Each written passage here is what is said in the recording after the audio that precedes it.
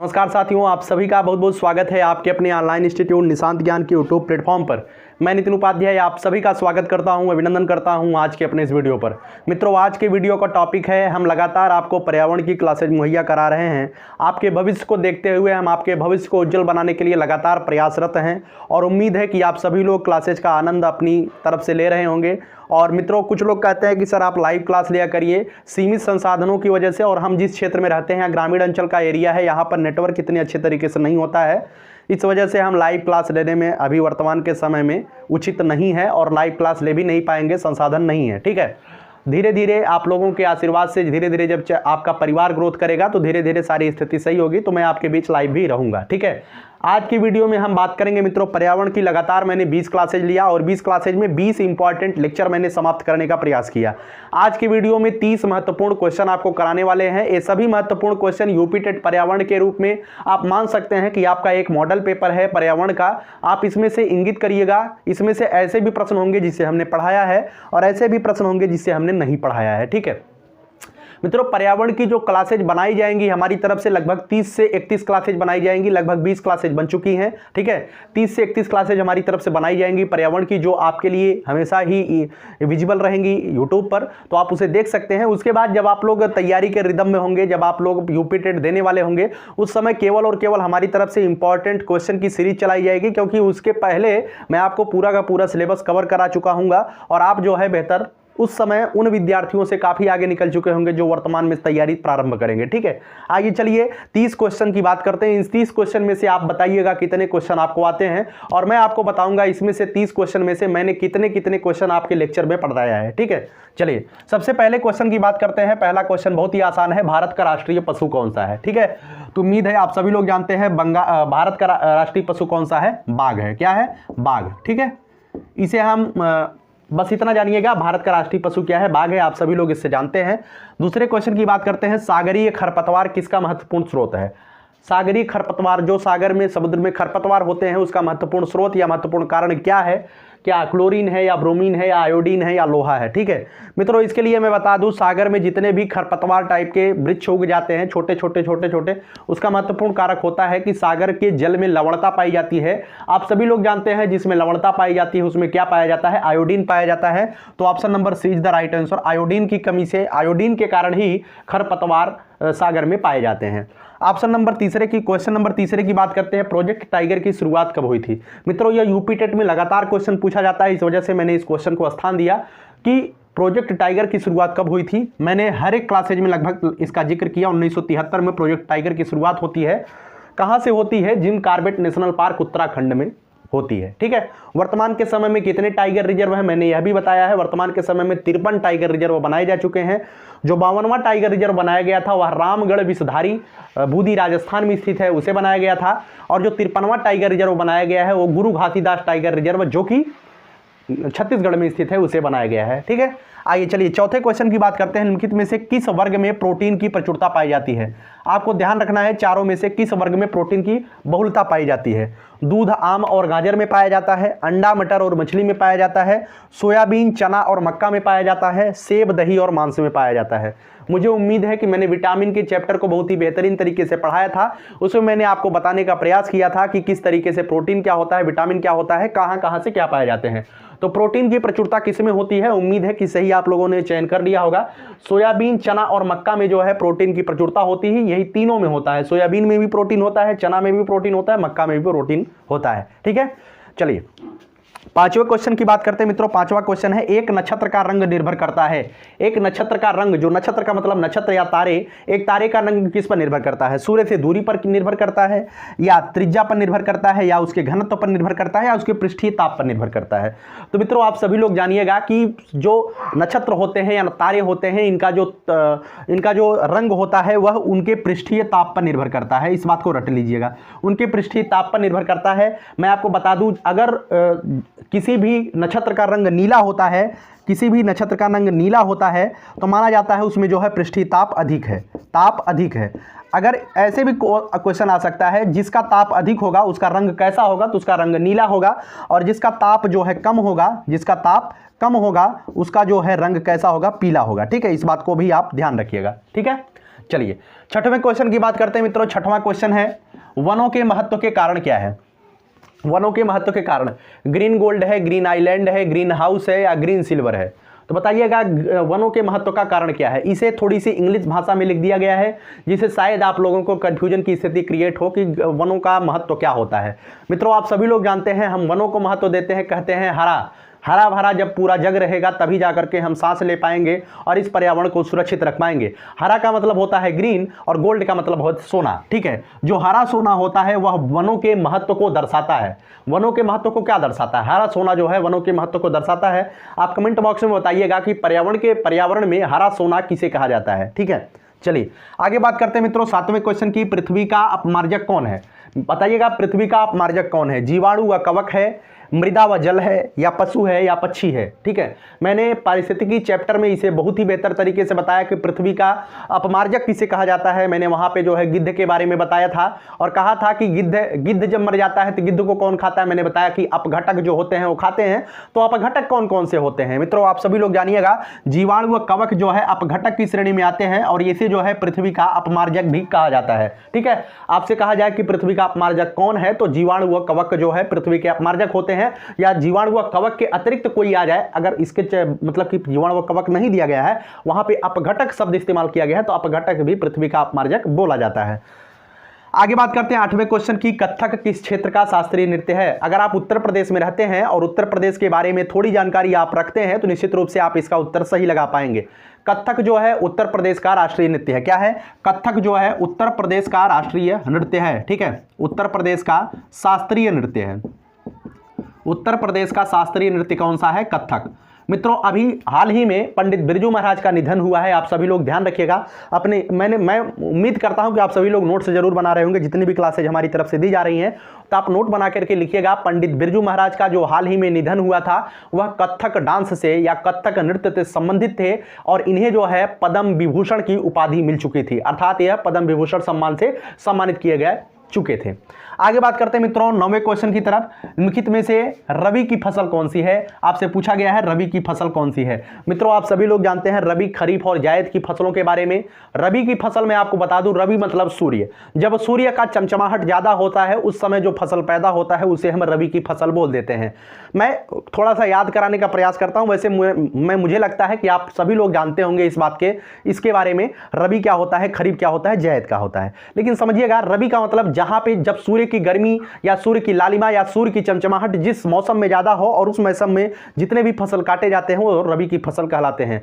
वर्तमान के समय में आप सभी लोग देख रहे हैं चना, मटर, गेहूं, सरसों आपके खेतों में लगे हुए होंगे। अगर आप ग्रामीण अंचल एरिया से बिलोंग करते हैं तो ग्रामीण अंचल एरिया के बच्चे जो है आप सभी लोग जानते हैं जो चीजें अप्रैल और मई में जिसे चैत बोलते हैं, चैत हमारे यहाँ चैत का घात कहते हैं, चैत का घात है ना। तो मतलब चैत्र में जो है जिस फसल को आप काटते हैं और रबी की फसल कहलाएगी क्योंकि उस समय सूर्य की चमचमाहट आपके सरों पर ज्यादा होती है।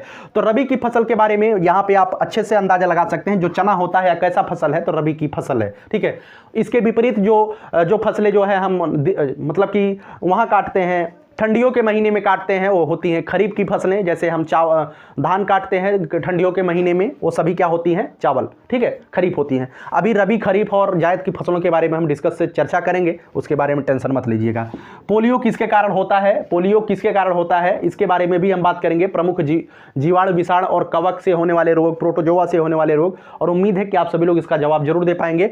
पोलियो किसकी वजह से होता है मित्रों? पोलियो जो है विषाणु की वजह से होता है, इसे भी आप ध्यान रखिएगा। ठीक है, चलिए बात करते हैं मित्रों। 11वां क्वेश्चन आपके सामने है, विश्व पर्यावरण दिवस कब मनाया जाता है? मैंने इंपॉर्टेंट दिवसों का क्लास लिया है, उसमें मैंने बताया था 5 जून को जो है विश्व पर्यावरण दिवस मनाया जाता है। क्यों मनाया जाता है इसके बारे में भी हमने बताया है, हर बार इसकी चर्चा नहीं करेंगे। 5 जून को विश्व पर्यावरण दिवस मनाया जाता है।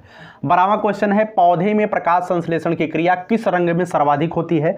यह एक ऐसा क्वेश्चन है, उम्मीद है कि 99% बच्चे इसका उत्तर जो है हरा रंग लगाने वाले हैं, क्योंकि वो जानते हैं हरे रंग की उपस्थिति में प्रकाश संश्लेषण की क्रिया होती है। लेकिन इसमें कहा है पौधे में प्रकाश संश्लेषण की क्रिया किस रंग में सर्वाधिक होती है, तो इस बात को आप लोग गांठ बांध के ध्यान रखिएगा, लाल रंग में सर्वाधिक होती है। ठीक है, लाल रंग में जो है प्रकाश संश्लेषण की क्रिया सर्वाधिक होती है। लाल रंग के बाद जो है नीला रंग आता है। ठीक है, लाल रंग के बाद नीला रंग होता है।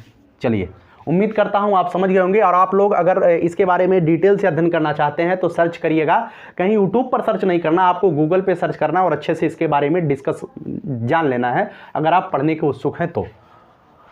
आगे बात करते हैं भिंडी में पाया जाता है। भिंडी में क्या क्या पाया जाता है? क्या भिंडी में फास्फोरस पाया जाता है, या विटामिन ए पाया जाता है, या विटामिन सी पाया जाता है? इनमें से सभी। मित्रों मैं आपको एक छोटी सी काम वाली चीज़ बताना चाहूँगा। यूपी टेट में जो इनमें से सभी वाले क्वेश्चन होते हैं, अधिकांशतः उन क्वेश्चन के आंसर में इनमें से सभी ही सही होता है ना। ऐसे तमाम सारे क्वेश्चनों में होता है, लेकिन आप लोग पढ़ने वाले बच्चे हैं तो पढ़ करके उत्तर लगाइएगा। लेकिन अधिकांशतः जो इनमें से सभी वाला ऑप्शन होता है वो अधिकांशतः सही ही पाया जाता है, तो इनमें से सभी होगा। विटामिन में भिंडी में जो है फास्फोरस भी पाया जाता है, विटामिन ए भी पाया जाता है और विटामिन सी भी पाया जाता है। ठीक है, चलिए आगे बात करते हैं। भारत में फलों का सर्वाधिक क्षेत्र किस फल का है? भारत में सर्वाधिक फल जो है कौन सा पाया जाता है, यही क्वेश्चन पूछा गया है कि किस फल का सर्वश्रेष्ठता भारत में है, या कौन सा फल भारत में सर्वाधिक क्षेत्रों में पाया जाता है। ठीक है, इसके बारे में आप सभी लोग उत्तर दीजिएगा और उम्मीद है आप सभी लोग इसका उत्तर आम दे रहे होंगे। क्या दे रहे होंगे? आम। आप सभी लोग जानते हैं आम जो है भारत में सर्वाधिक पाया जाता है, सर्वाधिक पाया जाता है, अर्थात सबसे ज़्यादा भूभाग पर क्या बोया जाता है, क्या लगाया जाता है? आम लगाया जाता है। और आम जो है सर्वसुलभ है, इस बात को आप जानते होंगे। आम की खेती सर्वाधिक उत्तर भारत में होती है, उत्तर भारत के बाद जो है यह छत्तीसगढ़ में भी इसका होता है खेती। आगे बात करते हैं 15वें क्वेश्चन को। पर्यावरण को बचाने के लिए चिपको आंदोलन का संबंध किस राज्य से है? मैंने महत्वपूर्ण पर्यावरणीय आंदोलन के बारे में बात किया, उसमें मैंने बताया था चिपको आंदोलन आपके लिए इंपॉर्टेंट है, तो ध्यान रखिएगा। चिपको आंदोलन की शुरुआत 1973 में किस राज्य से हुई थी? तो उत्तराखंड राज्य से हुई थी। और इसमें जो है सुंदरलाल बहुगुणा और चंडी प्रसाद भट्ट महत्वपूर्ण नेतृत्वकर्ता के रूप में सामने आए थे। आगे बात करते हैं मित्रों, 16वां क्वेश्चन है, निम्नलिखित में से जैविक घटक कौन सा है? मित्रों मैंने आपको जैविक घटक और अजैविक घटक के बारे में बताया था, बस इतना ही आप जानिएगा। जैविक घटक का मतलब होता है जिसमें जान हो, और अजैविक घटक का मतलब होता है जिसमें जान न हो। बस इतना ही आपको याद रखना है और इसमें से आप तुरंत ही खटाक से उत्तर लगा देंगे। पादप मतलब पौधा होता है, मृदा, वायु और जल, इसमें से कौन सा जल सजीव है? आप कहेंगे भैया पादप जो पौधा होता है वो सजीव होता है, और पौधा जो है पादप कैसा है? एक जैविक घटक है। बस इसे ही आप अंदाजा इसे ही रिलेट करिएगा। जैविक का मतलब जो जिंदा हो, अजैविक का मतलब जो मरा हो। ठीक है, तो जैविक घटक में पादप आ जाएगा। 17वें क्वेश्चन की बात करते हैं, कौन रासायनिक उर्वरक का उदाहरण है? उदाहरण नहीं है। अच्छा, एक बच्चे ने हमसे कहा कि सर आपकी राइटिंग जो है थोड़ी सी लूज जाती है, तो मेरी जो राइटिंग है व्हाइट बोर्ड पर इसी तरीके से जाती है। एक बार आप लोग भी व्हाइट बोर्ड पर लिख के देखिएगा किस तरीके से आपकी राइटिंग जाती है। ठीक है, हमने बहुत प्रयास किया है व्हाइट बोर्ड पर राइटिंग सुधारने का, मेरी राइटिंग तो ऐसे ही जाती है और कापी पर भी ऐसे ही जाएगी। हमें विशेष अंतर नहीं है, क्योंकि पढ़ाते पढ़ाते अधिक दिन हो गया है, इस पर लिखने का हमारा प्रैक्टिस हो गया है। आप लोग लिखेंगे तो यहाँ लिखेंगे, यहाँ जाएगा। ठीक है, मेरी प्रैक्टिस है और ऐसे ही राइटिंग आएगी, राइटिंग में कुछ नहीं रखा है, बस आपको समझ आना चाहिए। कौन रासायनिक उर्वरक का उदाहरण नहीं है? यूरिया। आप सभी लोग जानते हैं यूरिया जो है रासायनिक उर्वरक है। यूरिया का फार्मूला क्या होता है? NH2CO NH2। ध्यान रखिएगा, यूरिया का फार्मूला क्या होता है? NH2CO NH2, NH2CO NH2। और आपसे कहा जाए कि प्रयोगशाला में बनाया गया पहला उर्वरक कौन है? तो यूरिया ही है, जिसे हम प्रयोगशाला में पहली बार बनाया गया था। यूरिया, फास्फेट और पोटास, ये सभी चीज़ें हम लोग खेतों में यूज करते हैं, लेकिन जो कंपोस्ट होती है यह जो है जैविक खाद होती है, रासायनिक उर्वरक नहीं होती। कंपोस्ट में क्या होता है? हम हरे जो घास फूस होते हैं उसका हम खाद बनाते हैं, गोबर की खाद बनाते हैं, तो ये सभी चीज़ होते हैं कंपोस्ट कहलाते हैं जैविक खेती के लिए। ठीक है, 18वें क्वेश्चन की बात करते हैं, हमारे पर्यावरण में किस गैस का सर्वाधिक सांद्रण होता है? अर्थात हमारे पर्यावरण में सर्वाधिक गैस की मात्रा किसकी पाई जाती है? तो ध्यान रखिएगा, हमारे पर्यावरण में सर्वाधिक जो है नाइट्रोजन की मात्रा पाई जाती है। और हमारे पर्यावरण में नाइट्रोजन कितनी पाई जाती है? तो 78% नाइट्रोजन पाई जाती है। और वहीं अगर ऑक्सीजन की बात करें मित्रों, ऑक्सीजन जो है 21% पाई जाती है। ठीक है, चलिए आगे बात करते हैं 19वें क्वेश्चन की। निम्नलिखित में से कौन अम्लीय वर्षा का बृहद प्रदूषक है? अम्लीय वर्षा का बृहद प्रदूषक अर्थात अम्लीय वर्षा का कारण बताइए। Sulphur dioxide, carbon dioxide, carbon monoxide, hydrogen peroxide. तो बताइएगा अम्लीय वर्षा का कारण क्या है? तो आप लोग सभी लोगों को पता होगा भाई, मैंने बहुत ही बार बताया है, SO2 सल्फर डाइऑक्साइड जो है अम्लीय वर्षा का कारण है। और वर्तमान के समय में ताजमहल का रंग जो पीला पड़ रहा है या फीका पड़ रहा है, उसका मेन कारण है अम्लीय वर्षा। और अगर आपसे पूछा जाए कि अम्लीय वर्षा का pH मान कितना होता है, तो ध्यान रखिएगा अम्लीय वर्षा का pH मान 4 से लेकर के 4.5 के मध्य ही होता है। इसमें से भी आपसे क्वेश्चन पूछा जाता है कि अम्लीय वर्षा का pH मान कितना होता है? 4 से लेकर के 4.5 के मध्य होता है। कभी कभार 4.2 दिया रहता है तो 4.2 भी होता है इसका उत्तर। आगे बात करते हैं एनसीटीई का उद्देश्य क्या है। आप सभी लोग national council for teacher education, NCTE के बारे में आप जरूर जानते हैं, national council for teacher education, है ना। आप सभी लोग जानते हैं जो एनसीटीई होता है इसी से जो है हम मान्यता ग्रहण करते हैं बीएड की, और जो तमाम सारे शिक्षा से संबंधित कोर्सेज होते हैं उसमें हम मान्यता ग्रहण करते हैं। तो बताइएगा एनसीटीई का मतलब कि उद्देश्य, सबसे महत्वपूर्ण उद्देश्य कौन सा है। अगर आपको आता है तो जवाब दीजिएगा कौन सा है, ठीक है। चलिए, शिक्षालय खोलना इसका क्या उद्देश्य होता है, या शिक्षालयों में शिक्षा स्तर को बनाए रखना होता है, या शिक्षा में शोध का बढ़ावा देना होता है, या शिक्षालयों में अनुदान देना होता है। मित्रों, आप बीएड या डीएलएड क्यों कर रहे हैं? आप बीएड या डीएलएड कर रहे हैं शिक्षालयों में शिक्षा स्तर को बनाए रखने के लिए। जिस तरीके से आपने अपने शिक्षकों के माध्यम से ज्ञान ग्रहण किया, आपके शिक्षक बेहतरीन होंगे, लाजवाब होंगे, और बहुत ही उम्दा शिक्षकों से आपने उम्मीद है कि आपने शिक्षा ग्रहण किया होगा, और आगे आने वाली जो भविष्य की पीढ़ियां हैं आप भी उन्हें अच्छी शिक्षा दे पाएं। इस वजह से एनसीटीई का गठन हुआ, और एनसीटीई के गठन का मुख्य उद्देश्य यही था कि शिक्षालयों में शिक्षा स्तर को ठीक उसी तरीके से बनाया जाए जैसे पहले बनाया गया था, और निश्चित रूप से यह प्रक्रिया हमेशा चलती रहे, ठीक है। इसका जो राइट आंसर होगा ऑप्शन नंबर बी, शिक्षालयों में शिक्षा स्तर को बनाए रखना एनसीटीई का मुख्य ध्येय होता है। आगे बात करते हैं मित्रों, वन महोत्सव कब मनाया जाता है? वन महोत्सव दिवस कब मनाया जाता है? इंपॉर्टेंट क्वेश्चन है, यह भी आता है। ऑप्शन नंबर ए है 2 अक्टूबर, बी है 1 जुलाई, सी है 10 अगस्त, डी है 1 दिसंबर। क्या है? 1 दिसंबर। तो बताइएगा वन महोत्सव दिवस कब मनाया जाता है? ध्यान रखिएगा, वन महोत्सव दिवस मित्रों 1 जुलाई को प्रत्येक वर्ष मनाया जाता है, ठीक है। चलिए आगे बात करते हैं मित्रों 22वें क्वेश्चन की, जल जनित रोग कौन सा है? जल जनित रोग क्या अतिसार है, या छोटी माता है, या रक्ताल्पता है, या मस्तिष्क ज्वर है? बताइएगा जल जनित रोग कौन सा है? मैंने जब प्रदूषण बताया था तो उसमें मैंने बताया कि जल में आर्सेनिक की मात्रा बढ़ जाती है, इसी वजह से जल प्रदूषित हो जाता है। और जल जनित रोग में जो इंपॉर्टेंट मैंने बताया था उसमें अतिसार बताया था। अतिसार जो है जल जनित रोग है, और यह इंपॉर्टेंट है जल प्रदूषण वाले रोग में, ठीक है। छोटी माता की बात करें मित्रों, छोटी माता जो है विषाणु से होता है, इसे हम इंग्लिश में क्या कहते हैं आप लोग कमेंट बॉक्स में बताइएगा। रक्ताल्पता जो है, रक्ताल्पता किसकी कमी से होता है? प्रोटीन की, हीमोग्लोबिन की कमी से रक्ताल्पता होती है। जब आपकी इसे हम एनीमिया कहते हैं उस भाषा में, जब पीलिया बिगड़ जाता है तो एनीमिया हो जाता है। एनीमिया में रक्त इतना कम हो जाता है तो मनुष्य की मृत्यु तक निश्चित हो जाती है। एनीमिया ना हो किसी को तभी सही है, ठीक है। कोई रोग किसी का ना हो तभी सही है। मस्तिष्क ज्वर की बात करें मित्रों, मस्तिष्क ज्वर जो है जीवाणु के माध्यम से होता है। मस्तिष्क के सभी लोग लगभग सभी रोग जो मस्तिष्क के होते हैं वो जीवाणु से ही संबंधित होते हैं। चलिए आगे बात करते हैं मित्रों, वायु प्रदूषण का कारण क्या है? वायु प्रदूषण का कारण क्या कीटनाशक है, या सीवेज है, या धुआं है, या ध्वनि विस्तारक है? बहुत ही आसान क्वेश्चन माने जाते हैं सभी क्वेश्चन। जो मैं 30 क्वेश्चन कराऊंगा, इन 30 क्वेश्चन को देखने के बाद आप अंदाजा लगा सकते हैं कि आप लोग किस स्तर पे हैं और किस प्लेटफॉर्म पे हैं। क्या आप निशांत ज्ञान से पढ़ रहे हैं तो गुमराह तो नहीं हो रहे हैं? आप अपने भविष्य को लेकर के चिंतित हैं, सुरक्षित हैं कि नहीं है? इस पर भी आप अंदाजा लगा पाएंगे जब 30 क्वेश्चन हम समाप्त करेंगे। तो वायु प्रदूषण का कारण कौन सा है? तो आप सभी लोग जानते हैं वायु प्रदूषण का कारण क्या है? धुआं है भाई। धुआं से ही वायु प्रदूषित हो सकता है। 23 क्वेश्चन हो गया है। चलिए 24वें क्वेश्चन की बात करते हैं मित्रों। 26वां क्वेश्चन आपके सामने है कि कुनैन नामक दवा का प्रयोग किस रोग में होता है? यह मैं मानता हूं कि कक्षा 7वीं 8वीं में जब आप रहे होंगे तो निश्चित रूप से आपने इसे रटा होगा।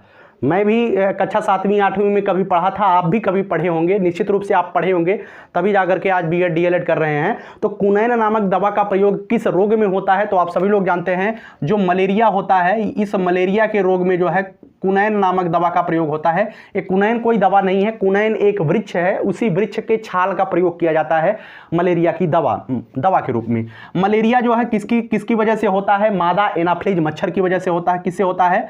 मादा एनाफ्लीज मच्छर की वजह से मलेरिया होता है। अगर आपसे पूछा जाए कि मलेरिया के रोग कारक कौन सा होता है, इसके बारे में आप ध्यान रखिएगा कि यह जो है प्रोटोजोआ से होता है। किससे होता है? प्रोटोजोआ से होता है, ठीक है, प्रोटोजोआ से होता है। चलिए इसका प्रोटोजोआ कौन सा, प्रोटोजोआ का नाम भी कभी कभार पूछा जा सकता है, तो प्लाज्मोडियम प्रोटोजोआ है, प्लाज्मोडियम नाम है। चलिए बात करते हैं 25वें क्वेश्चन की। 71% पृथ्वी का तल ढका हुआ है। मित्रों 71% पृथ्वी किससे ढकी हुई है उसके बारे में आपको बताना है। क्या भूमि से ढकी हुई है, या हवा से, या जल से, या कोयला से? मैंने जब प्रदूषण बताया था उसी में मैंने इसकी चर्चा किया था, जल के बारे में बताया था कि 71% जो पृथ्वी है वो जल से भरी हुई है। ठीक है, इसमें जो उत्तरी गोलार्ध दक्षिणी गोलार्ध में दक्षिणी गोलार्ध सबसे ज्यादा जल पाया जाता है, इसी वजह से दक्षिणी गोलार्ध को हम जलीय गोलार्ध के रूप में जानते हैं। 71% में मात्र 1% जल ऐसा होता है जो हम पीने योग्य होता है। 1% में भी कई कुछ जल अशुद्ध होते हैं। तो 1% जल आपसे पूछा जाए कि 71% में कितना परसेंट जल पीने योग्य होता है, तो 1%, और 71% जल होता है, 29% पृथ्वी होती है। 26वें क्वेश्चन की बात करें मित्रों, विश्व में जल संकट का प्रमुख कारण कौन सा है? विश्व में जल संकट का प्रमुख कारण कौन सा है बताइएगा? नगरीकरण है, औद्योगिकीकरण है, या वैश्विक तापन है, या अम्लीय वर्षा है? ठीक है, इसका जवाब दीजिएगा। नगरीकरण, औद्योगिकीकरण, वैश्विक तापन या अम्लीय वर्षा। इसका जवाब आप लोगों को कमेंट बॉक्स में देना है। निश्चित रूप से आप इसका जवाब जरूर देंगे कमेंट बॉक्स में, है ना? कमेंट बॉक्स में आप इसका जवाब जरूर दीजिएगा। आगे बात करते हैं मित्रों, बायोडीजल की फसल है। बायोडीजल की फसल कौन सी है? इसका ये प्रश्न मैंने पहले भी कराया है और आज भी मैं करा रहा हूं। बायोडीजल क्या कपास को कहते हैं, जेट्रोफा को, या गन्ना को, या आलू को कहते हैं? तो बायोडीजल मित्रों किसे कहते हैं? जेट्रोफा को जो है बायोडीजल कहते हैं। इसे जो हम हिंदी या देसी भाषा में रतनजोत कहते हैं, है ना? रतनजोत के तेल भी आपने इस्तेमाल किया होगा शायद। तो बायोडीजल फसल किससे पैदा होती है? जेट्रोफा से होती है। उसका वैज्ञानिक नाम है, इसका देसी नाम रतनजोत है। आगे बात करते हैं, राष्ट्रीय गीत के रचयिता कौन से हैं? राष्ट्रीय गीत के रचयिता कौन है ना? बताइएगा राष्ट्रीय गीत के रचयिता। बहुत ही आसान क्वेश्चन है। देखिए राष्ट्रीय गीत के रचयिता कौन से हैं? तो काफी बच्चे इसमें क्या लगा देंगे? इसमें रविंद्रनाथ टैगोर लगा देंगे। लेकिन रविंद्रनाथ टैगोर किसके रचयिता है? ध्यान रखिएगा, जनगण मन अधिनायक जो है वो राष्ट्रीय गान है और राष्ट्रगान के रचयिता रविंद्रनाथ टैगोर है। लेकिन राष्ट्रीय गीत की अगर बात आती है, राष्ट्रीय गीत वंदे मातरम हमारा राष्ट्रीय गीत है और इसके रचयिता कौन है? तो बंकिम चंद्र चट्टोपाध्याय। कौन है? बंकिम चंद्र चट्टोपाध्याय, है ना? बंकिम चंद्र चट्टोपाध्याय, ध्यान रखिएगा, इसके रचयिता हैं। आगे ध्यान रखते हैं, भारत में प्रथम बायोगैस संयंत्र कहां स्थापित हुआ था? ऑप्शन नंबर ए है पिलानी में, ऑप्शन नंबर सी है आगरा में, ऑप्शन नंबर बी है जयपुर में, ऑप्शन नंबर डी है दिल्ली में। ठीक है, तो इसका सही जवाब दीजिएगा, भारत में बायोगैस संयंत्र कहां स्थापित हुआ है? तो इसका जो राइट आंसर है, भारत में प्रथम बायोगैस संयंत्र जो है पिलानी में स्थापित किया गया है। अब आप इसके बारे में अगर कमेंट बॉक्स में लिखना चाहते हैं तो आप इसके बारे में कमेंट बॉक्स में लिख दीजिएगा कि पिलानी कहाँ है, या बायोगैस संयंत्र के बारे में जितना कुछ आप सर्च करने के बाद पाते हैं आप उसे जरूर लिखिएगा। ठीक है, चलिए आगे बात करते हैं मित्रों 30वें क्वेश्चन की, जो कि इसका लास्ट क्वेश्चन है। डेसिबल किसका मात्रक है? गहराई का मात्रक है, तापमान का मात्रक है, ध्वनि का मात्रक है, वायुदाब का मात्रक है? बहुत ही आसान क्वेश्चन है। डेसिबल जो है ध्वनि का मात्रक होता है। ठीक है, ध्वनि का मात्रक क्या होता है? डेसिबल होता है। तो उम्मीद करता हूं सारी चीजें आपने बेहतर तरीके से समझने का प्रयास किया होगा। और 30 क्वेश्चन में कितने सही होते हैं आप इसका जवाब जरूर दीजिएगा। और इस 30 क्वेश्चन को देखने के बाद मित्रों, मैं ये अपने मन से क्वेश्चन नहीं बनाया हूं, ये सभी क्वेश्चन प्रीवियस ईयर पेपर के हैं और निश्चित रूप से आपकी पिछली परीक्षाओं में पूछे गए हैं। ये वही पेपर हैं जो आपके आगामी परीक्षाओं में भी पूछे जाएंगे। इस 30 क्वेश्चन को देखने के बाद आप अंदाजा लगा सकते हैं कि पर्यावरण की जो 20 क्लासेज हमारी तरफ से लगाई गई हैं आपके लिए, वो कितनी काबिले तारीफ, कितने फायदेमंद आपके लिए हैं और यह कैसे फायदेमंद है, आप लोग कमेंट बॉक्स में जरूर बताइएगा। यह वीडियोज जो आपको अभी मैं फ्री ऑफकास्ट दे रहा हूं, निश्चित रूप से एक समय पर आपको ये वीडियोज जो है मतलब कि कोई नहीं पढ़ा रहा है वर्तमान में, कोई भी मतलब कि समझ लीजिए कि थ्योरेटिकल पार्ट कराता ही नहीं है। सभी लोग कैसे पार्ट कराते हैं? सभी लोग क्वेश्चन आंसर कराते हैं। जो काम मैंने यहाँ किया यही काम लोग डिजिटल बोर्ड पर करते हैं। कुछ बच्चे कहते हैं कि सर आप जो है काफ़ी क्वेश्चन का जो है ऑप्शन नहीं लिखते हैं। तो देखिए 30 क्वेश्चन लिखते हैं मिटाते हैं, लिखते हैं मिटाते हैं। तो मैं ऐसा सोचता हूं कि जिस क्वेश्चन में ऑप्शन लिखने की ज़रूरत हो उसी क्वेश्चन में ऑप्शन लिखा जाए, क्योंकि यह पहले से टाइपिंग नहीं होता है, मुझे यहाँ पे लिखना पड़ता है, तब जाकर के वीडियो शूट करनी पड़ती है, उसके बाद वीडियो एडिटिंग होगी, उसके बाद आपके लिए पब्लिक कराई जाएगी। तो मेहनत का काम होता है, यह केवल और केवल आपके लिए मेहनत किया जा रहा है, निशांत ज्ञान परिवार के लिए मेहनत किया जा रहा है। मैं एक केवल मतलब कि व्यक्ति हूं, एक माध्यम हूं, लेकिन निशांत ज्ञान एक इंस्टीट्यूट है। इस इंस्टीट्यूट, इस संस्था, इस परिवार को आगे बढ़ाने का दायित्व आपका है। हजारों लोग आएंगे, हजारों लोग जाएंगे, लेकिन निशांत ज्ञान प्रत्येक व्यक्ति के और प्रत्येक प्रशिक्षु के दिल तक पहुंचना है और पहुंचाने का दायित्व केवल और केवल आप ही का है। ठीक है, लोग पूछते हैं कि आप लगातार क्या कर रहे हैं, तो फिर से मैं कहूंगा यही जज्बा रहा तो मुश्किलों का हल भी निकलेगा। जमी बंजर हुई तो क्या वहीं से जल भी निकलेगा। रख हौसला, हो न मायूस, न घबरा इस अंधेरे से मेरे साथी, इन्हीं रातों के दामन से सुनहरा कल भी निकलेगा। लगातार प्रयास करिए। फिर से एक बहुत ही अच्छी शेर है जो आप लोग हमेशा कहते हैं, एक बच्चे ने हमें भेजा था। वक्त आने पर बता देंगे तुझे आसमां, हम अभी से क्या बताएं, क्या हमारे दिल में है। बोलने से कुछ नहीं होता है, लगातार बेहतर को और बेहतर बनाइए, आगामी जीवन में सफल होइए। अभी से आप किसी को बताएंगे कि हम बीटीसी कर रहे हैं तो कहेगा बीटीसी तो हज़ारों लोग किए हैं, है ना। तो किसी को बताने की आवश्यकता नहीं है। जिस दिन आप शिक्षक हो जाएंगे उस दिन आपको हर कोई जान जाएगा, है ना। तो केवल यही करिए, किसी के सामने आपको बोलना नहीं है कि हमें कर रहे हैं, हमें जीवन में करने वाले हैं। आप जीवन में क्या वर्तमान में कर रहे हैं इससे कोई मतलब नहीं है। जिस दिन आप सफल हो जाएंगे उसी दिन आपका सारा का सारा पूरे बैक हिस्ट्री जो भी हिस्ट्री आपने बनाई होगी, बड़े बड़े करामात खेल खेला होगा, वो सभी चीज़ें छिप जाएंगी, है ना। तो उम्मीद करता हूं आपको हमारी बातें अच्छी लगी होंगी, और ये क्लास कैसी लगी आप लोग कमेंट बॉक्स में जरूर बताइएगा। बहुत बहुत शुभकामनाएं आप सभी को देता हूं। बेहतर को और बेहतर बनाने का प्रयास हमेशा अपने जीवन में करते रहिए। बहुत बहुत धन्यवाद। जय हिंद, जय भारत।